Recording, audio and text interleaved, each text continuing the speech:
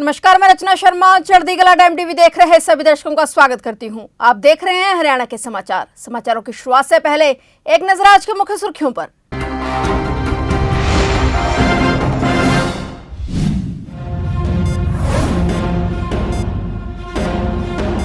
कुरुक्षेत्र में सीएम नायब सिंह सैनी ने paperless registry trekking portal किया लॉन्च। हरियाणा में आज पेपरलेस रजिस्ट्री और निगरानी प्रणाली का शुभारंभ। कुरुक्षेत्र में मुख्य समारोह का आयोजन। अंबाला में सेना का ड्रोन शो, बिना जोखिम घातक प्रहार। ऑपरेशन सिंदूर के बाद सेना का ड्रोन शो। अंबाला में दिखी मानव रहित विमानों की ममक।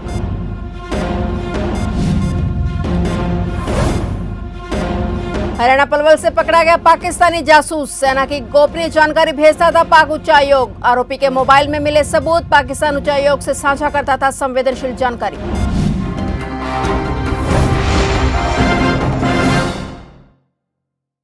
और अब समाचार विस्तार से।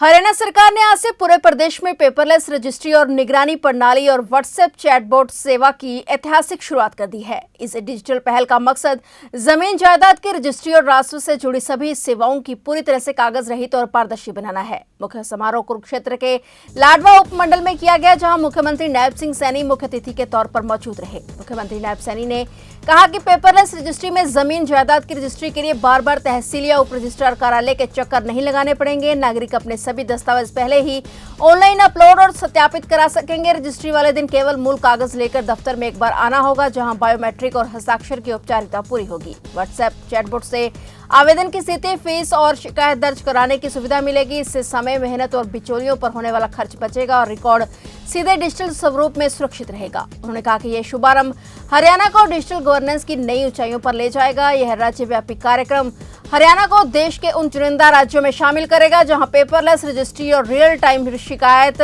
निगरानी एक साथ लागू होगी। आज का दिन ये हम सब के लिए ऐतिहासिक दिन है। आज हम धर्म क्षेत्र कुरुक्षेत्र की इस पावन धरा पर डिजिटल क्रांति को आगे बढ़ाने के लिए आज राजस्व विभाग की 4 नई डिजिटल पहलों का आज अभी शुभारंभ किया है। मुझे खुशी है कि मैं आप सबको इस ऐतिहासिक अवसर पर हार्दिक बधाई देता हूं, आप सबका स्वागत करता हूं और आप सबका अभिनंदन करता हूं।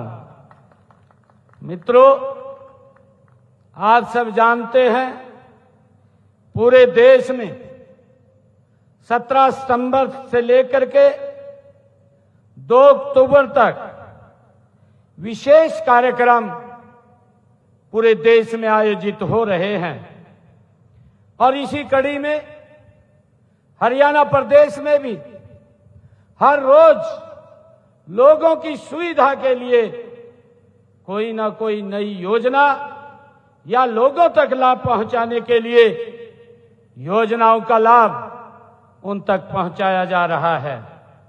और आज इसी कड़ी में हरियाणा राजस्व एवं आपदा प्रबंधन विभाग द्वारा 4 नई डिजिटल पहलों का आज शुभारंभ किया गया है। इसका लाभ मेरे हरियाणा प्रदेश के लोगों को मिलेगा। सेना ने ऑपरेशन सिंदूर के बाद पहली बार ड्रोन तकनीक में अपनी क्षमता दिखाई। अंबाला के नारायणगढ़ स्थित फायरिंग रेंज में सेना ने ड्रोन अभ्यास के माध्यम से अपने मानव रहित विमानों की ताकत दिखाई। इस दौरान काल्पनिक लक्ष्यों पर आत्मघाती ड्रोनों से हमला किया गया। इसके बाद सर्विलांस ड्रोनों ने अपनी ताकत दिखाई और सेना ने साफ संदेश दिया कि युद्ध की स्थिति में ड्रोन का अत्यधिक प्रयोग होगा। ऑपरेशन सिंदूर के दौरान देश के चुनिंदा सैन्य और वायुसेना के ठिकानों में से अंबाला अलर्ट पर था। यहाँ पर सेना, वायुसेना और प्रशासन मिलकर मॉक ड्रिल का अभ्यास कर रहे थे। वायुसेना भी अपने आधुनिक उपकरणों से नजर बनाए हुए थे, इसलिए यह अभ्यास अंबाला में किया गया। वहीं यह कार्यक्रम सामान्य लोगों के लिए नहीं था। अंबाला के नारायणगढ़ फायरिंग रेंज में सेना ने पहली बार अपने मानव रहित विमानों की ताकत दिखाई है। ड्रोन से बमबारी की गई है। ड्रोन तो हर आर्म और सर्विस इस्तेमाल करेगा। Infantry, armoured, mech, engineers, supply में भी ड्रोन इस्तेमाल होंगे। अभी हमने जो हमारे हैरिट्यूड के इलाके हैं उसमें हमने सप्लाई में काफी ड्रोन्स का इस्तेमाल शुरू किया है। और आपको जानकर खुशी होगी, you will be happy to know that अभी हमने जब फ्लड रिलीफ का काम किया था उसमें भी हमने ड्रोन्स की मदद ली थी। और जो चीज़ आज हम फ्लड रिलीफ में हेलीकॉप्टर की मदद से सप्लाई कर रहे हैं, मुझे पूरा विश्वास है आने वाले समय में ये हम ड्रोन्स की मदद से ही one point to other point relief material supply कर पाएंगे। तो ड्रोन्स का हर आर्म ऑफ सर्विस में बहुत इस्तेमाल है, इसीलिए हमने सभी लोगों को यहाँ पर इंटीग्रेट किया है drone. Sir, and how do you use drones for both? नहीं, जैसा And is it the same drones being utilized or a different sort of a category of drones being utilized? नहीं, उसमें अभी जो आपने ज्यादातर अभी ड्रोन यहाँ पर देखे वो अटैक ड्रोन्स थे जो म्यूनिशन कैरी कर रहे हैं। तो ड्रोन का बहुत इस्तेमाल है, जैसे सर्वेलेंस का इस्तेमाल है। तो अगर हमको पता करना है किसी इलाके में फ्लड्स आ गए हैं, गाँव में कोई पूरा कट ऑफ है, बोट ले जाना भी मुश्किल है, तो ड्रोन भेज के हम एरिया का रेकी करके उसकी हालत जान सकते हैं। इसके अलावा जैसा मैंने कहा कि इमरजेंसी सप्लाई है, मेडिसिन है, इमरजेंसी राशन है, उसको भी हम ड्रोन की मदद से ड्रॉप कर सकते हैं।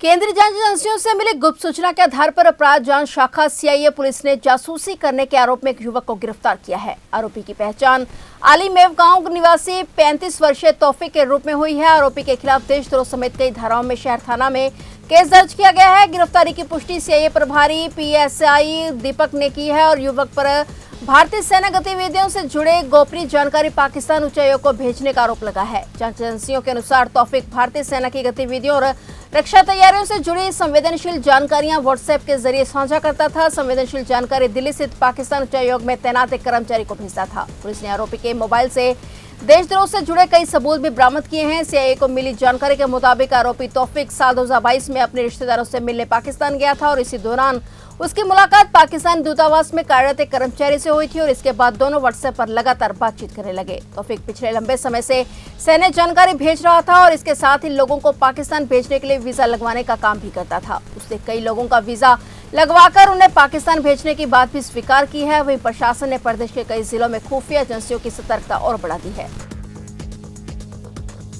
मुख्यमंत्री नायब सिंह सैनी ने कहा कि प्रधानमंत्री नरेंद्र मोदी ने आत्मनिर्भर भारत की दिशा में एक और महत्वपूर्ण कदम बढ़ाते हुए गत 22 सितंबर को जीएसटी सुधार लागू किए हैं और जीएसटी की इस नई प्रणाली से हरियाणा की जनता को लगभग 4000 करोड़ रुपए का लाभ होगा। ये सुधार आत्मनिर्भर भारत, आत्मनिर्भर हरियाणा बनने में मील का पत्थर साबित होंगे। मुख्यमंत्री गुरुग्राम में आबकारी एवं कराधान विभाग हरियाणा द्वारा आयोजित जीएसटी बचत उत्सव कार्यक्रम में उद्यमियों के साथ सीधा संवाद कर रहे थे। मुख्यमंत्री ने उपस्थित सभी उद्यमियों को नवरात्रों के पावन पर्व की शुभकामनाएं दी। उन्होंने कहा कि दशकों तक देश की जनता अलग अलग टैक्स के जाल में उलझी हुई थी और हमारे देश में दर्जनों टैक्स थे, उनसे देशवासियों और कंपनियों को कई परेशानियां होती थी। प्रधानमंत्री नरेंद्र मोदी के कुशल नेतृत्व में देश दर्जनों करों के जाल से मुक्त हुआ है। एक राष्ट्र एक कर का सपना साकार हुआ है। कुरुक्षेत्र कैथल रोड पर आज एक दर्दनाक सड़क हादसा हो गया। यहां सुबह तेज रफ्तार क्रेटा और स्विफ्ट कारें आपस में आमने सामने से टकरा गई। इसमें 5 लोगों की मौके पर ही मौत हो गई और आसपास के लोगों ने 5 शवों को खिड़की काटकर बाहर निकाला। जानकारी के मुताबिक ये सभी माता के जागरण से लौट रहे थे और यमुनानगर के रहने वाले हैं। हादसा पिंडारसी और ग्रांडसी गांव के बीच में हुआ है। मृतकों की पहचान कर ली गई है और सभी के शव एलएनजेपी अस्पताल में रखे गए हैं। इनके अलावा 5 लोग हादसे में घायल भी हुए हैं। वे सभी आनंद अस्पताल में दाखिल हैं। इनमें से एक की हालत गंभीर बनी हुई है। पुलिस ने बताया कि हादसा तेज रफ्तार की वजह से हुआ है। टक्कर इतनी जोरदार थी कि दोनों कारों के परखच्चे उड़ गए। आसपास के लोग तुरंत मौके पर पहुंचे और दोनों कारों की खिड़कियां काटकर अंदर बैठे 10 महिला पुरुषों को बाहर निकाला। इसकी सुबह करीब 6:50 पे ईआरवी कॉल आई थी कि डांड रोड गांव पिंडारसी के पास एक्सीडेंट हुआ है। तो वहाँ से मौके पहुँचे तो उस टाइम तक ईआरवी की कॉल ने लगभग जो इंजर्ड थे वो हॉस्पिटल में भिजवा दिए थे। मौके पर 4 मृतक थे, उनको भी एम्बुलेंस और ईआरवी की मदद से हॉस्पिटल में पहुँचवा दिया। गाड़ियाँ रास्ता साफ करवा दिया, थाने में भिजवा दिया। आगे की कार्रवाई जाके हॉस्पिटल में करेंगे। एक्सीडेंट कहाँ पे हुआ है? एक्सीडेंट कौन सी जगह है? कारण लगा उसका पता कुछ? कारण का भी कोई नहीं पता लगा क्योंकि घायलों को पहुंचाना बहुत जरूरी था हॉस्पिटल में। अब जाके मौके पर कार्रवाई। मुख्यमंत्री नायब सिंह सैनी ने गुरुग्राम में जापान की प्रमुख कंपनियों के साथ विशेष बैठक करते हुए हरियाणा में आधिकारिक निवेश का आह्वान किया। इस दौरान सीएनडी वेस्ट मैनेजमेंट के लिए होंडा कंपनी के साथ एमओयू भी साइन किया गया, जिनके तहत प्लांट की स्थापना के लिए जमीन और कूड़ा सरकार उपलब्ध कराएगी, जबकि होंडा कंपनी कूड़े से टाइल बनाएगी। मुख्यमंत्री का 6 से 8 अक्टूबर तक जापान दौरा प्रस्तावित है, जिसमें वे हरियाणा पवेलियन का विशेष रूप से दौरा करेंगे। इसके तहत उन्होंने हरियाणा में स्थापित जापान की मुख्य कंपनियों के आला अधिकारियों के साथ बैठक करते हुए निवेश बढ़ाने पर विशेष रूप से मंथन किया। हरियाणा में जापानी कंपनियों का एक अलग से क्लस्टर स्थापित करने पर विचार विमर्श करते हुए मुख्यमंत्री ने नारायणगढ़ में क्लस्टर स्थापना का निमंत्रण दिया। उन्होंने कहा कि नारायणगढ़ से चंडीगढ़, उत्तर प्रदेश, उत्तराखंड और पंजाब बेहद नजदीक हैं, जिनकी दूरी मात्र 40 से 45 किलोमीटर ही है। इससे व्यापार को विशेष रूप से बढ़ावा मिलेगा।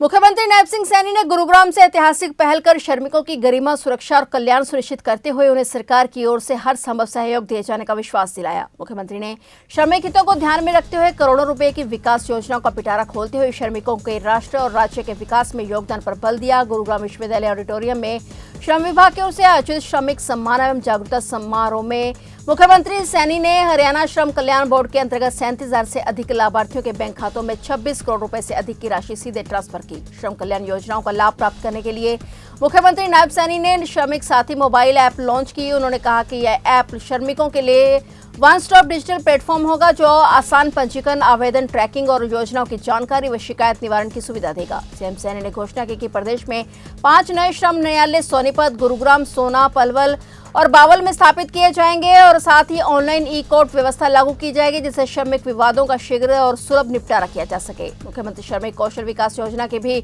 मुख्यमंत्री ने मन से घोषणा की। मुख्यमंत्री सैनी ने श्रमिक सम्मान और जागरूकता समारोह में श्रमिकों को भी सम्मानित किया।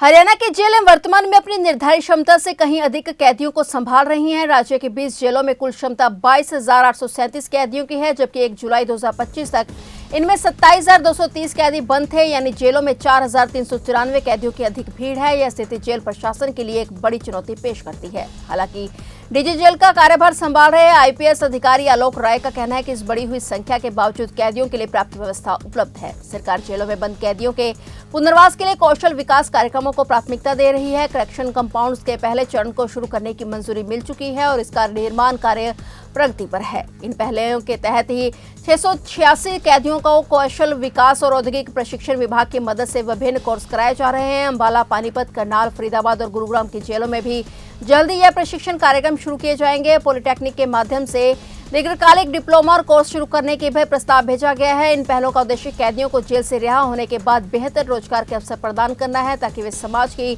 मुख्यधारा से फिर से जुड़ सके।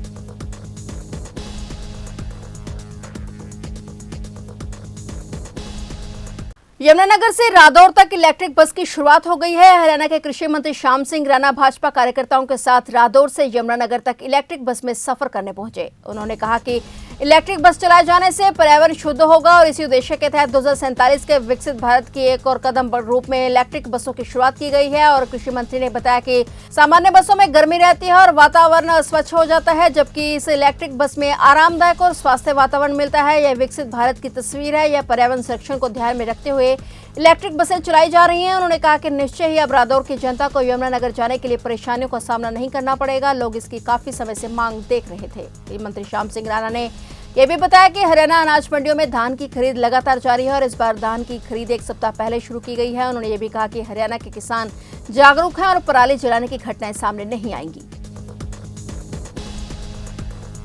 इस बार सिरसा में दशहरे का पर्व कुछ खास और अनोखा होने जा रहा है। यहाँ एक बेहद आकर्षक और अलग तरह का रावण का पुतला तैयार किया जा रहा है, जिसकी सबसे बड़ी खासियत उसकी जलेबी जैसी लंबी घुमावदार मूछें हैं। करीब 40 फीट लंबी इन मूछों के साथ 70 फीट ऊंचा यह रावण लोगों के आकर्षण का केंद्र बना हुआ है। इस बार सिरसा में जो रावण का पुतला तैयार हो रहा है वह करीब 70 फीट ऊंचा होगा और इसकी सबसे अनोखी बात यह होगी कि इसकी 40 फुट लंबी जलेबी जैसी मूछें जो इसे बाकी रावणों से बिल्कुल अलग और खास बना रही हैं। इसके अलावा कुंभकर्ण और मेघनाथ के भी विशाल पुतले तैयार किए जा रहे हैं, जो इस आयोजन को और भी भव्य बना देंगे। तो आप देख रहे थे हरियाणा के समाचार और नए समाचारों के साथ फिर से हाजिर होंगे। तब तक के लिए देखते रहिए चढ़ती कला टाइम टीवी।